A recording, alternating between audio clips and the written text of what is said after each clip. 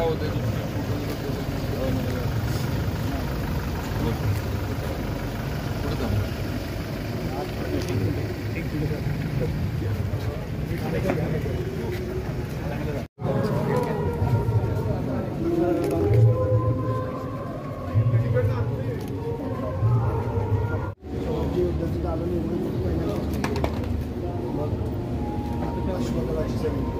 महाराजांची पंचमी म्हणून जे चौथे भारतात झाले नौदलाचे आपण नौदलाचे हेड म्हणतो महाराजांना पण नौदलाचे वीरांगणांचे हेड देतो इथे कोणता भेटतो तर मुलं स्पायडरमॅन नाही आवडत आपण असं दाखवलं तर मुलांना स्वराज्य युद्ध पण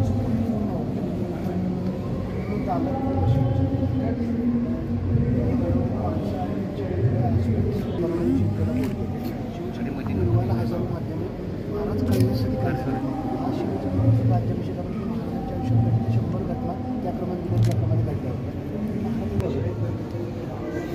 मराठीच्या संवर्धनासाठी काम करण्याचे राजे बनले आपण हे म्हणून लाभले आम्हास धातू नाशिकच्या संवर्धनाची क्षमता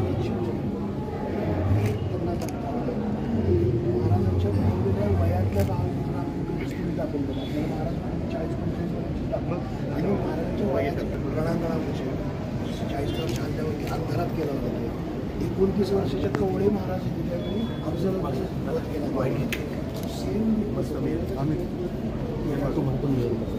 तर मागे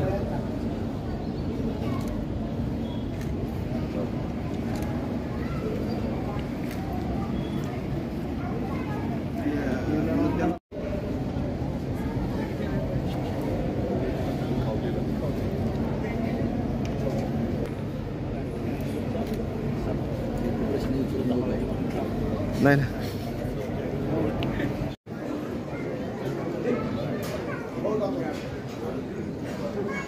महाराष्ट्रातलं पहिलं शिवसाहित्य संमेलन आज आपण इथे पार पाडलं. त्याच्या समारोपाच्या सत्रामध्ये व्यासपीठावरती उपस्थित असलेले आदरणीय माननीय नामदार श्रीमंत असलेले आपले दोन्ही कलाकार सारंग भोईरकर आणि सारंग मांडके, विद्यमान सदस्य दिलीप कुबेर आहेत. आदरणीय सर्व मंडळी आपल्यासोबत व्यासपीठावरती आहेत. आजच्या दिवसभरामध्ये आपल्याला ज्यांचा अतिशय जवळचा सहवास लाभला डॉक्टर विनयजी सहस्त्रबुद्धे समारोपाच्याही कार्यक्रमाला आवर्जून उपस्थित आहेत. या सर्व मान्यवरांचं आणि तितक्याच संख्येने चांगल्या संख्येने दिवसभर तुम्ही सगळे सातारकरही समोर उपस्थित होतात आणि आता समारोपाच्या सत्रात सहभागी होईल. त्यानुसार ते आता या समारोपाच्या सत्रामध्ये सहभागी झालेले आहेत. ज्यांच्या संकल्पनेतनं हा 3 दिवसाचा शिवजन्मोत्सव राजधानी सातारामध्ये साजरा करतो. त्याचबरोबर माननीय जिल्हा पोलीस अधीक्षक समीर शेख साहेब यांचे या समारोहात आपण मनापासून स्वागत करूया आणि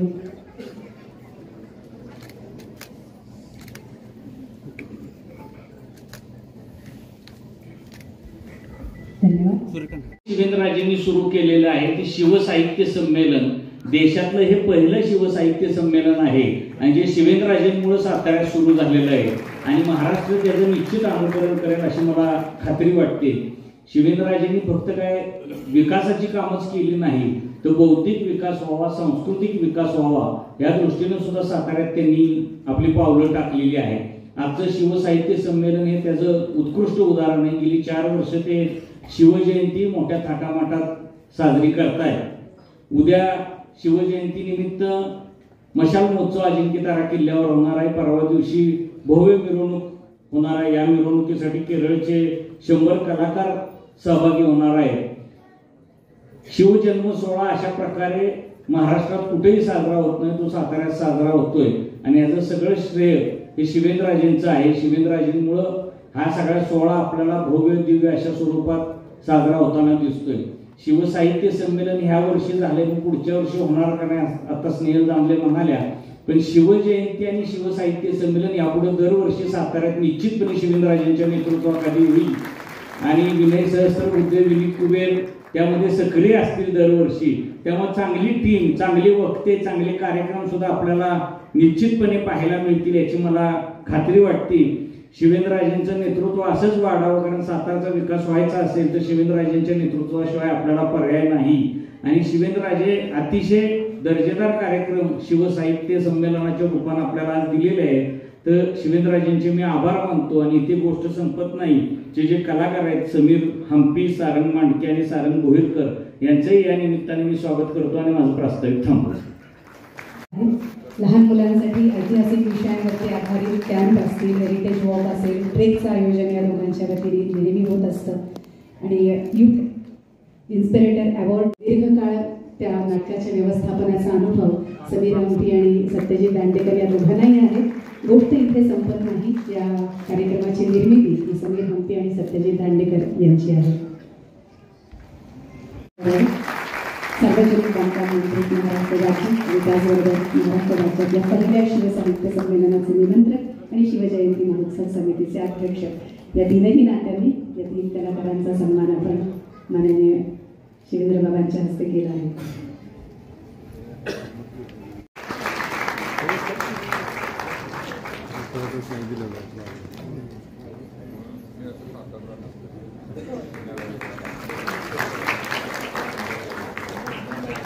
स्नेहल दामलेंसाठी जोरदार टाळ्या वाजवा. सकाळपासून संध्याकाळपर्यंत त्या कार्यक्रमाला उपस्थित आहेत आणि आज हा चांगला योग आहे की शिवजयंती सोहळ्यामध्ये त्यांचा सत्कार होतो.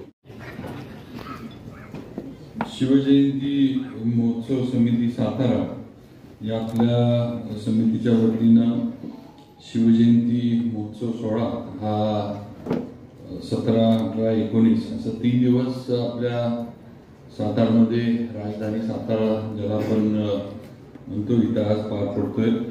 या कार्यक्रमाला आजच्या दिवसाचा जो समारोप आहे त्याचा आज कार्यक्रम जो होतो ही गोष्ट इथं संपत नाही.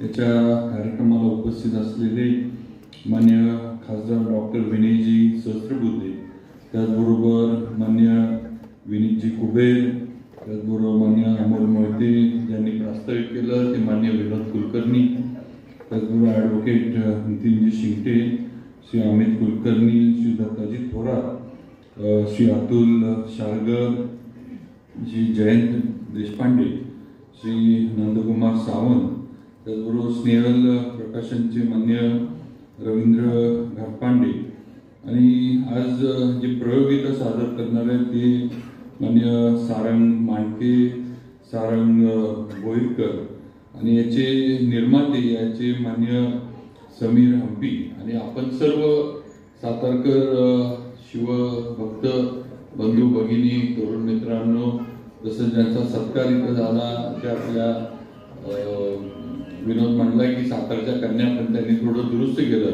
तर म्हटलं मी सातारची स्नुषा आहे. मग आपल्या सातारच्या स्नुषा स्नेहलजी दामले आणि उपस्थित सर्व शिवभक्त बंधू भगिनींनो, खरं म्हणजे थोडी मी आजच्याची दुरुस्ती करतो.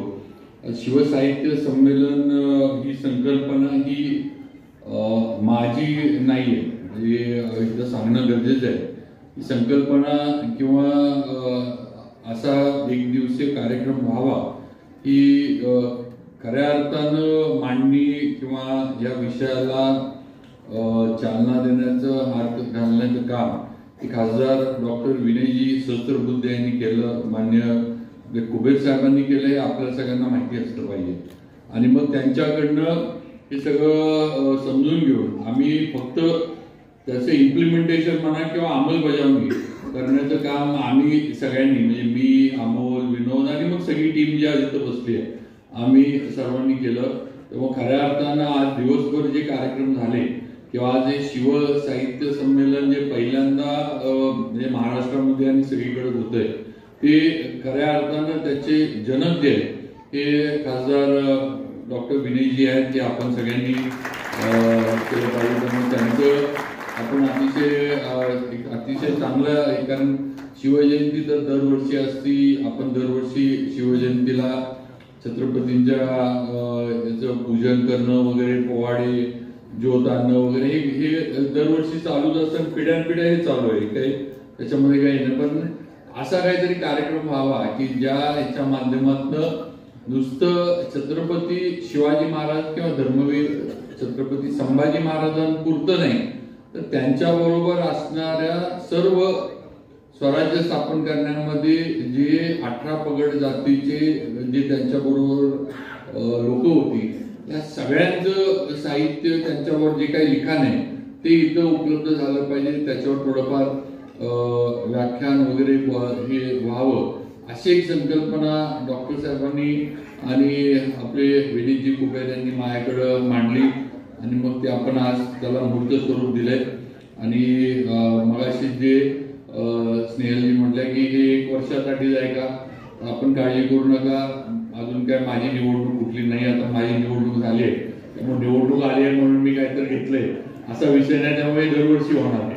आता माझी निवडणूक कारण बऱ्याच वेळेला आपण आपला अनुभव तोच आहे की निवडणुका आल्या की कार्यक्रम असतात. एकदा निवडणुकीचा कालावधी संपला की त्या कार्यक्रमांना पूर्ण विराम मिळतो, पण तसं नाही, दरवर्षी होणार. आता याची थोडाफार अंदाज आपल्याला आलाय, सर्व आता इथं टीम जी काम करते सगळ्यांना आलाय. विनयजींना पण एक म्हणजे हे किती लोकप्रिय आजचं सगळं आहे त्यांना पण आलं, त्यामुळे पुढच्या वर्षी मला खात्री आहे की अजून काहीतरी वेगळं म्हणजे शिवसाहित्य संमेलन अजून काहीतरी वेगळं त्यांच्या संकल्पनेतनं आम्हाला मिळेल आणि आम्ही ते तिथं राबवण्याचं काम नक्की करू हे आपल्याला अगदी म्हणजे ठामपणे आपल्याला सांगू इच्छितो. आज आपण सगळेजण आलाय, माझी विनंती आहे उद्या अजिंक्यतारा किल्ल्यावर आपलं मशाल महोत्सव आहे, त्याला पण आपण सगळ्यांनी यावं, मोठ्या संख्येने तिथं पण आपण उपस्थित राहावं, कारण तुम्ही आला तर तो मशाल महोत्सवाचा कार्यक्रम होणार आहे आणि तुम्ही सगळ्यांनी तिथं उपस्थिती दाखवली तर त्याला भव्यता त्या कार्यक्रमाला येईल. त्यामुळे सर्वांनी उद्याच्या याला पण यावं. परवा दिवशी आपली शिवजयंतीच्या निमित्तानं आपण गेल्या वर्षी जशी शाही मिरवणूक काढली तशी मिरवणूक आपण हे करतोय आणि त्याच्यामध्ये पण विनोदनं वगैरे सांगितलं की आपण परत एकदा गेल्या वर्षी केरळचं म्हणजे वादक आपण आणले होते, त्यांना यावर्षी पण आपण निमंत्रित केले. त्यामुळं थोडी आगळीवेगळी ही मिरवणूक होणार आहे, त्यात पण आपला सर्वांचा सहभाग असला पाहिजे अशी माझी नक्कीच सर्व सातारकरांकडनं एक अपेक्षा आहे. कारण शेवटी तुमचा सहभाग असला तर ती मिरवणूक पण मोठी आणि मिरवणूक पण लोकसहभागातनं त्याला एक वेगळं रूप मिळणार आहे. पोहे नाक्यावर गेल्यानंतर शिवतीर्थावर आपण आरती करून त्या ठिकाणी आतिषबाजी वगैरे करून मग मिरवणुकीचा समारोप जो आहे तो आपण करणार आहे. अशा पद्धतीनं शिवजयंती या वर्षीची साजरी करण्याचं थोडंफार आम्ही नियोजन केलंय. आज दिवसभरामध्ये खरं म्हणजे आज पूर्ण दिवस मी इथं होतो, पण मला आपले महाराष्ट्राचे आपले जलसंपदा मंत्री मान्य राधाकृष्ण विखे पाटील साहेब यांनी कोयना नगरला बैठक लावली थोडंफार पाण्याच्या वाटपाबद्दल वगैरे, त्यामुळे थोडं ती बैठक चुकवणं मला शक्य नव्हतं, कारण काही निर्णय जर त्याच्यामध्ये वेगळे झाले असते तर आपल्याला परत अडचणींना तोंड द्यायला लागलं असतं. म्हणून मी थोडं मला तिकडं सकाळी 8, 8:15 मी तिकडे गेलो आणि दुपारी 3-4च्या दरम्यान मी आलो, त्यामुळे मला सकाळच्या सत्रामधल्या कार्यक्रमांना काही उपस्थित राहता आलं नाही. त्यामुळं नक्कीच आपली सर्वांची आणि सकाळच्या सत्रात पण असणारे जे सर्व व्याख्याते होते, आपले पोवाड्याचा कार्यक्रम झाला, ती आपली शिवशाहीर असं या सगळ्यांचं मी मनापासून क्षमा मागतो, दिलगिरी व्यक्त करतो. पण नक्कीच सुंदर कार्यक्रम झालाय, लोकांच्या इच्छेप्रमाणे मनाप्रमाणे आणि शिवभक्तांच्या पसंतीला उतरल असे कार्यक्रम नक्कीच आज दिवसभरामध्ये झाले, ते आपल्या उपस्थितीवरनं तिथं दिसून येते. आपण सगळेजण आला त्याबद्दल आपलं सगळ्यांचं आपल्या शिवजयंती महोत्सव समितीच्या वतीनं स्वागत करतो आणि पुढचा कार्यक्रम आपल्या गोष्टी इथे संपत नाही याचा आपण थोड्याच वेळामध्ये सुरू करूया. मला वाटतं डॉक्टर साहेबांनी 1-2 मिनिटं सर आपलं एक थोडं आपण मार्गदर्शन आम्हाला करावं एवढी मीच आपल्याला विनंती करतो आणि माझे 2 शब्द थांबवतो. जय हिंद, जय महाराष्ट्र.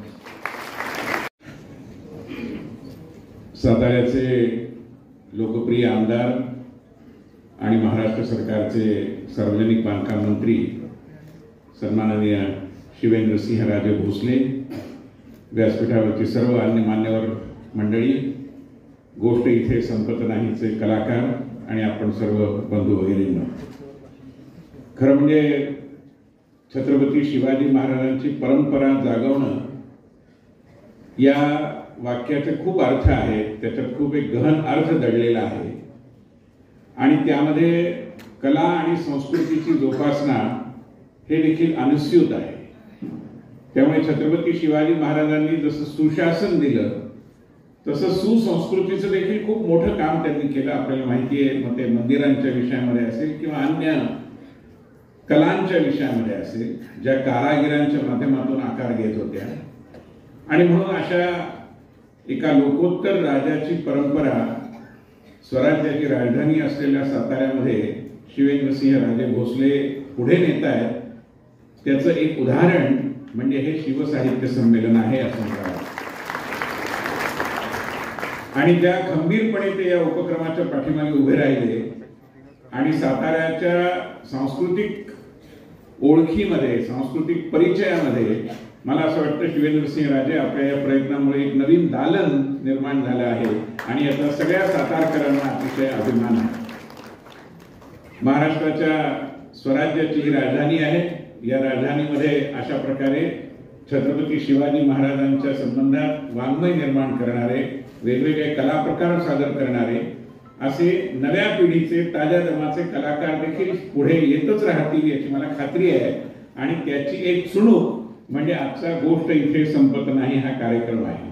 कारण हे दोघेही तरुण IT व्यावसायिक आहेत, प्रोफेशनल्स आहेत, पण छत्रपती शिवाजी महाराजांच्या चरित्रांनी ते इतके भारावून गेले आहेत की ती कथा अत्यंत अंतर्यामीच्या उमाळ्यातून आणि प्रभावीपणे ते आपल्याला सादर करतात त्याचा अनुभव येईल. आणि छत्रपती शिवाजी महाराजांची चरित्रकथा ही खरोखरच गोष्ट इथे संपत नाही अशी कथा आहे, अजरामर कथा आहे. त्या कथेचा आनंद आपण सगळेजण घेऊयात. छत्रपतींच्या शिवेंद्रसिंह राजे भोसले यांच्या सामर्थ्यामुळे त्यांनी पाठबळ उभं केलं, त्यामुळे आज हा शिवसाहित्य संमेलनाचा उपक्रम होतोय आणि त्यात त्यांनी माझ्यासारख्या कार्यकर्त्याला सहभागी करून घेतलं. मी आपला आभार. शेकडो वर्षाच्या पारतंत्र्यानंतर या भारताला हिंदुस्थानचं स्वप्न देणारे आपल्या सर्वांचं श्रद्धास्थान छत्रपती शिवाजी महाराज आणि त्या छत्रपती शिवाजी महाराजांचा वारसा सांगणारी ही ऐतिहासिक शाहूनगरी अर्थात राजधानी सातारा इथं घडत असलेलं हे भारतातलं पहिलं शिवसाहित्य संमेलन आणि ज्यांच्या प्रेरणेतून ज्यांनी हे शिवधनुष्य पेलण्याचा उत्साहानं पुढाकार घेतला ते आपल्या सगळ्यांचे नेते आदरणीय नामदार श्रीमंत छत्रपती शिवेंद्रराजे भोसले. मी सर्वप्रथम महाराजसाहेब आपले आभार मानतो की खरं तर माननीय खासदार श्री विनयजी सहस्रबुद्धे यांनी ही संकल्पना सुचवली. विनीतजी कुबेरांनी ती उचलून धरून त्याचा सातत्यानं पाठपुरावा घेतला. मात्र याला आपलं अधिष्ठान जर लाभलं नसतं तर नुसतं शिवसाहित्य संमेलन होणं आणि छत्रपती शिवाजी महाराजांच्या वारसा सांगणाऱ्या परिवारानं ही शिवसाहित्य संमेलन या ऐतिहासिक शाहूनगरीत घेणं याला एक वेगळं महत्व आहे. त्यामुळं संयोजन समितीच्या वतीनं सर्वप्रथम मी आपले आभार मानतो.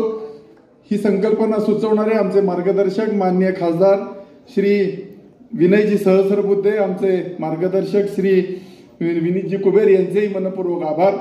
खरं तर श्रीमंत छत्रपती शिवेंद्रराजे भोसले यांच्या कामाच्या व्यापात हा संपूर्ण कार्यक्रम यशस्वी करण्यासाठी खऱ्या अर्थानं छत्रपतींचा एखादा मावळा जसा लढावा तसे ह्या सर्व कार्यक्रम यशस्वी करण्यासाठी पहिल्या दिवसापासून कार्यरत असलेले माझे मित्र श्री अमोलजी मोहिते आणि या कार्यक्रमाला एकूणच पूर्ण क्षमतेनं ताकद देऊन हा कार्यक्रम पुढे घेऊन जाण्यासाठी आपली पूर्ण क्षमता लावणारे माझे मित्र श्री विनोदजी कुलकर्णी यांचे मनपूर्वक आभार. खरं तर या कार्यक्रमासाठी जी संयोजन समिती केली त्याच वेळेला असा विचार झाला की ज्या छत्रपतींचे विचार घेऊन जाणाऱ्या संस्था, संघटना आणि वेगवेगळी मंडळे त्यांना बरोबर घेऊन जाणं हे आपलं परम कर्तव्य आहे. प्राधान्यानं यात सहभागी झालेले आपल्या राष्ट्रीय स्वयंसेवक संघाचे शहर माननीय संघचालक ॲडव्होकेट नितीनजी शिंगटे यांचेही मनापासून आभार. माझे सहकारी दत्ताजी थोरात, अतुल शालगर, जयंत देशपांडे, नंदकुमार सावंत, रवींद्रजी घाटपांडे या सगळ्यांचेही मनापासून आभार. खरं तर आपण सगळेजण दिवसभर एक अत्यंत शिवविचारांची दिवाळी साजरी या ठिकाणी करतोय. अनेक मान्यवर या ठिकाणी येऊन गेले. आजच्या कार्यक्रमाचा औपचारिक आभाराचा कार्यक्रम असल्यामुळं त्यांचाही अल्प नामोल्लेख करणं या ठिकाणी आवश्यक आहे. मान्य मृणालताई कुलकर्णी असतील, जिल्हाधिकारी संतोषजी पाटील असतील यांच्याही मनापासून आभार. गटशिक्षणाधिकारी श्री रवींद्रजी खंदारे हे देखील या सकाळी इथं उपस्थित, त्यांचे मनापासून आभार. एकूणच ही सर्व व्यवस्था यशस्वी करण्यासाठी ज्यांचं आम्हाला मार्गदर्शन आणि खंबीर पाठबळ लाभलं ते सातारा नगरपालिकेचे मुख्याधिकारी श्री अभिजित बापट यांचे विशेष आभार की त्यांनी ह्या सर्व कार्यक्रमाच्या यशस्वीतेसाठी सर्व सहकार्य या ठिकाणी उपलब्ध करून दिलेले. छत्रपती शिवराय आणि स्वराज्याचे शिलेदार हे सादरीकरण करणारे श्री सौरभ करडे, त्याच पद्धतीनं थोरली मसलत सादर करणारे श्री शैलेश वरखडे यांचे मनापासून आभार. खरं तर आपल्या मर्यादांवर मात करून छत्रपती शिवरायांची गाथा सांगणारी कुमारी पियुषा भोसले आणि तिचे सहकलाकार यांचे मनापासून आभार. त्यांनी अत्यंत उत्कृष्ट शिवाजी महाराजांचा पोवाडा या ठिकाणी सादर केला. त्याला उपस्थित असलेल्या श्रीमती याशनी नागराजन, मुख्य कार्यकारी अधिकारी जिल्हा परिषद यांचे देखील मनापासून आभार. जयति जयति जय आदिशक्ती जय काली कपर्दिनी जय मधुकैठव छलनी देवी जय महिषी मर्दिनी जय चमुंड जय चंडी चंड मुंडासुर खंडनी जय सुरक्त जय रक्त बीज बिड्डाल बिहंडी जय जय निसुंभ सुंभदलनी भनी भूषण जय जय भननी सर्जा समर्थ शिवराज कही देहि विजय ते जगजननी देहि विजय ते जगजननी देहि विजय ते जगजननी. छत्रपती शिवाजी महाराजांच्या पवित्र पवित्र स्मृतींना वंदन करून आपण आपला आजचा प्रयोग सुरू करूया. मुघलांच्या अतिसंपन्न सुभ्यांपैकी या आग्रा शहरातली एक हवेली. जुलैचा महिना, रात्रीचा सुमार. हवेलीच्या बाहेर 5000 सशस्त्र सैनिकांचा कडवा जागता पहारा. हवेलीच्या आत एका दालनात समोरासमोर ठेवलेले 2 पलंग. त्यातल्याच एका पलंगावर झोपलेला एक 8.5-9 वर्षांचा मुलगा. त्याची सतत चुळबुळ सुरू होती. मधूनच तो कूस बदलत होता, पांघरुण सारखं करत होता. त्याची ती अस्वस्थता समोरच्या पलंगावरील व्यक्तीनं जाणली. तशी ती व्यक्ती उठून या मुलाजवळ आली आणि त्याच्या केसातून हात फिरवत म्हणाली, झोप लागत नाही शंभूबाळ. हे ऐकल्या सरशी आपल्या वडिलांच्या कुशीत शिरत तो मुलगा म्हणाला, नाही आबासाहेब, झोप तर लागत नाहीच, पण आम्हाला सतत आठवण येत राहते आपल्या मुलखाची, राजगडाची, मासाहेबांची. आपण कैदी आहोत ना आबासाहेब, पुन्हा जाऊ आपण आपल्या मुलखात. हे ऐकल्यावर किंचित हसून त्या मुलाचे वडील त्याला म्हणाले, शंभूराची भीती वाटते तुम्हाला या कैदेची, या मुलखाची, या पहाऱ्यांची आणि त्या बादशाची? चला तुम्हाला एक गोष्ट सांगतो आपण. गोष्ट 7-8 वर्ष जुनी. तुम्ही अगदी ताने होतात तेव्हा. तुमच्या आऊसाहेबही होत्या. आपलं स्वराज्यही अगदी नवं होतं, तुमच्यासारखंच तानं होतं. आमच्या कितीतरी समगड्यांच्या अंगाखांद्यावर त्याला वाढवत होतो. गड किल्ले बांधत होतो, नवा मुलूक सोडत होतो, दुश्मनांशी लढत होतो. आणि यातच एक दिवस राजगडावर आमचा जासूस बातमी घेऊन आला, विजापूरचा सरदार निघाला आहे. शंभूराचा तो सरदार काही साधा सुद्धा नव्हता. दैत्य, दानव, राक्षस सगळी विशेषणं फुटकी पडावीत त्याच्या पुढे. क्रूर, कपटी, पाताळयंत्री, अहंकारी काय नव्हता तो. अफाट फौज, खजिना, दारुगोळा घेऊन तो निघाला होता. आम्हा चढे घोडे आणि पकडून आणतो असा विडा त्याला उचलला होता म्हणे. तो काय आणि कसं उद्ध्वस्त करत येतोय याच्या खबरा रोज मिळायच्या आम्हाला. स्वराज्यावरचं पहिलं थोरलं संकट. आमच्या सगळ्या मुत्सद्द्यांची बुद्धी थिजली होती. आमचे पराक्रमी वीर एका बाजूला मिशनवर पीळ देत म्हणत होते की घेऊ त्याला अंगावर, पण मनातून तेही साशंक होते हे समजत होतं आम्हाला. खरं सांगू शंभूबाळ, आमचा जीव मात्र तुटत होता तो बिचाऱ्या रयतेसाठी. ती या आक्रमणाखाली बरडली जात होती. आज हे गाव जाळलं, उद्या ते ठाणं घेतलं, आपला फौज पाटाही थोडका कुठं पुरा पडणार. काही काळासाठी का होईना शंभूबाळ आम्ही देखील सुन्न झालो होतो. आणि यातच एक दिवस आमच्या दालनात मासाहेब आले. आमच्या मनाची घालमेल तगमग त्यांनी जाणली होती. आमच्या अगदी समोर उभ्या राहत मासाहेब आम्हाला म्हणाले, शिवबा तुमच्या मनाची द्विधा अवस्था होतेच कशी? इतक्यात विसरला त्या नराधमानं केलेल्या अत्याचार. त्या अत्याचारांनी आमच्या मनाला झालेल्या जखमा अजूनही तशाच येतात. सर्वशक्तिमान काळ देखील त्या भरून काढू शकत नाही. त्या जखमा भरून काढण्याचं सामर्थ्य केवळ एकाच गोष्टीत आहे, आणि ती गोष्ट म्हणजे प्रतिशोध, सूड. आणि तो सूड तुम्ही घ्यायचा शिवबा. बस इतकं बोलून मासाहेब निघून गेले. पण शंभूराजे मासाहेबांच्या त्या 5-6 वाक्यांनीच आमच्या मनातली सगळी वादळ शमली, द्वंद्व मिटलं, मळप निवडलं. आम्हाला आमचं ध्येय स्पष्ट दिसायला लागलं. मासाहेबांच्या मुखातून साक्षात जगदंबा बोलली होती राजे. आणि पुढे आम्ही काय केलं ते तुम्ही जाणताच. आता त्या मुलाच्या वडिलांनी त्या मुलाला अगदी आपल्या समोर बसवलं आणि आग्र्याच्या कैदेत यमुनेच्या काठावर मुलुकचंदाच्या सराईत त्या रात्री त्या मुलाचे वडील त्याच्या डोळ्यात डोळे घालून त्याला म्हणाले, शंभूराजे आता आम्ही तुम्हाला जे सांगतोय ते तुम्ही तुमच्या शेवटच्या श्वासापर्यंत लक्षात ठेवलं पाहिजे. उद्या मासाहेब नसतील, आम्ही नसू, पण तरीही तुम्हाला आमचे शब्द आठवले पाहिजेत. तर राजे भीती कसली बाळगतात? जे लाखांचे पोशिंदे असतात आणि पृथ्वी जिंकायला निघालेले असतात, त्यांना असं गर्भगळीत होऊन हातपाय घालून बसण्याची इतकंच नव्हे तर स्वतःची वैयक्तिक दुःख कुरवाळत बसण्याची मुभा सुद्धा ही निष्ठुर नियती देत नाही राजे. त्या नराधमाला फाडताना आमचा हात जरा सुद्धा कापले नाही आणि तुमच्यावर नियतीनं उद्या अशाच एखाद्या नराधमासमोर उभं राहण्याचा प्रसंग आणला शंभूबाळ, तर त्यावेळेला त्या दुश्मनाला तुमच्या डोळ्यात भीतीचा लवलेशही दिसता कामा नये. प्रचंड उधाणलेल्या समुद्रात अकराळ विकराळ लाटा उसळत असताना आणि शिडई फाटून गेलेली असताना पाय घट्टपणे खंबीरपणे रोवून आपली नाव किनाऱ्याला लावणं हेच आपलं आयुष्य आहे राजे. एक गोष्ट काळजावर करून घ्या शंभूबाळ, कसलीही भीती, कुठलंही संकट, अगदी कशा कशानेही तुम्हाला आणि आम्हाला थांबायची परवानगी नाही. आपल्या ध्येयाकडे सतत वाटचाल करत राहणं हेच आपलं कर्म आहे राजे, हेच आपलं कर्म आहे. मंत्र चिरंतन या विश्वाचा असे मानवास, मंत्र चिरंतन या विश्वाचा असे मानवास, कर्म सदोदित करीत राहणे हाच निधिध्यास. काळ सावल्या दाटून येती गच्च अकस्मात, काळ सावल्या दाटून येती गच्च अकस्मात, बुडोनी जाई मन हे खंबीर असंख्य शंकात.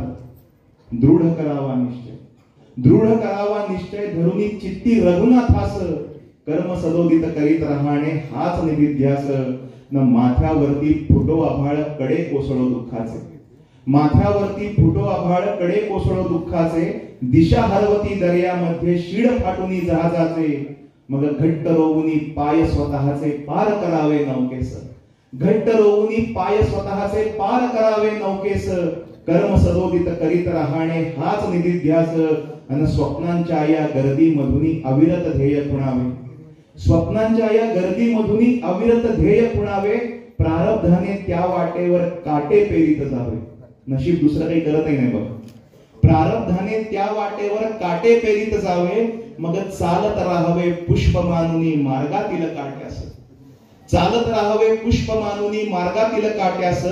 कर्म सदोदित करीत राहणे हाच निधिध्यास. आणि गळुनी जाई रणभूमीवर पार्थावत अवसान, नसे सारथी करुणी द्याया कर्तव्याचे स्मरण. आपल्या सगळ्यांच्या आयुष्यात कधी ना कधीतरी अर्जुन होतो बघा. अर्जुन होतो हे ठीक आहे. आपली पुढची अडचण अशी आहे की आपल्या सोबत कोणीही श्रीकृष्ण नसतो. मग अशा वेळेला काय करायचं? तर गळुनी जाई रणभूमीवर पार्थावत अवसान, नसे सारथी करुणी द्याया कर्तव्याचे स्मरण. मग भगवंताची गीता सांगे होण्या कृष्ण तुम्हास, भगवंताची गीता सांगे होण्या कृष्ण तुम्हास. कर्म सदोदित करीत राहणे हाच निधिध्यास, कर्म सदोदित करीत राहणे हाच निधिध्यास. काळाच्या पटलावर घटनांची वीण तुटत नाही, काळाच्या पटलावर घटनांची वीण तुटत नाही. इतिहासाच्या पानांवरची गोष्ट इथे संपत नाही, गोष्ट इथे संपत नाही. धन्यवाद. साधारण आशय असा होता की तुमचाच कर्नाटकातला एक जहागीरदार कर्नाटकातल्या हिंदू नायकांना एकत्र करून तुमच्या विरुद्ध बंड करू पाहतोय. हा जहागीरदार काही साधा सुद्धा नव्हता. जवळपास 63,000 गावांची जहागिरी या जहागीरदाराकडे होती. हा जहागीरदार आणि त्याचे इतर सवंगडी, इतर सरदार आता मोहम्मद आदिलशहासाठी डोकेदुखी ठरत होते. पण त्याचबरोबर या जहागीरदाराचा धाकटा मुलगा जो या जहागीरदाराच्या पुण्याच्या जहागिरीवर होता, तिथनं गेली 2-3 वर्ष ज्या बातम्या येत होत्या त्या सुद्धा आदिलशाहीची चिंता वाढवणाऱ्या होत्या. या 15 वर्षाच्या मुलांनी म्हणजे रायरेश्वरी स्वतःचं राज्य स्थापन करण्याची शपथ घेतली होती. तो तेवढ्यावरच थांबला नाही, तर त्यांनी तोरणा किल्ला घेतला. त्याच्यासमोर मुरुंबदेव नावाचा डोंगर होता, तिथे राजगड किल्ला बांधला. मागचा रोहिडा घेतला, समोरचा कोंढाणा घेतला, पलीकडचा पुरंदरही घेतला. 2-3 वर्षात या 17-18 वर्षाच्या मुलांनी आदिलशाहीतले 4-5 किल्ले स्वतःच्या राज्याला जोडले. एकीकडे बंगुळात हा जहागीरदार आणि त्याचा थोरला मुलगा आणि पुण्यात धाकटा मुलगा आता आदिलशहासाठी डोकेदुखी ठरत होते. आदिलशहाने आपल्या वजीराला म्हणजे मुस्तफा खानाला महालात बोलवून घेतलं आणि त्यानंतर विजापुरात एक भयंकर कारस्थान शिजलं. तामिळनाडूमध्ये जिंजी नावाचा किल्ला आहे.